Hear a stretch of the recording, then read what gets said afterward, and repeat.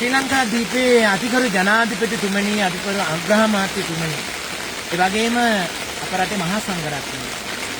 අපි මේ හැටන් එකට ඇවිල්ලා බලංගොඩ යන ගමනේදී අපි දැක්කා දැන් හවස 5:00 දැන් මේ 5:00ට මේ අපේ වත්තේ ජනතාව දළු කඩනවා.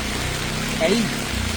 මේ රුපියල් 200ක් දෙන්නවා කියනකොට ඒකට කෑ ගහපු අයත් ඉන්නවා. හැබැයි මේගොල්ලෝ කඩලා යවන දළු තමයි මේ රටට ඩොලර් ගෙනාවේ. මේ රටේ හැම ආණ්ඩුවක්ම නඩත්තු කරන්නේ පිට රටින් ආපු ඩොලර් ටික තමයි.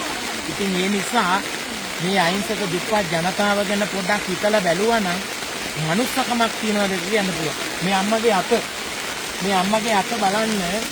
දැන් අවුරුදු 60යි. දැන් මේ අවුරුදු 60ට මේ අත බලන්න තියෙන විදිය. මේ මහා වර්ෂාවේ දැන් හවස 5:00යි.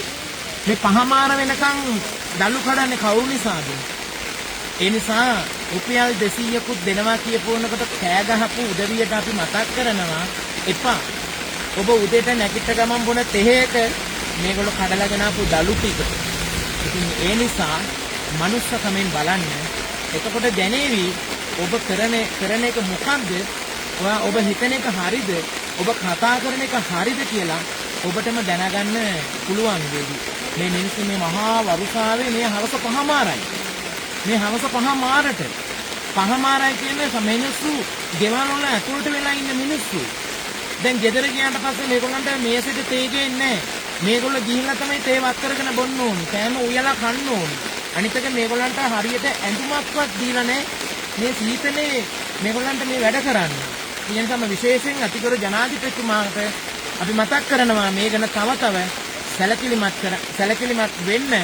කඳුකරේ ජනතාව කවදාකවත් නිකන් ඉඳලා කාපු මිනිස්සු නෙමෙයි.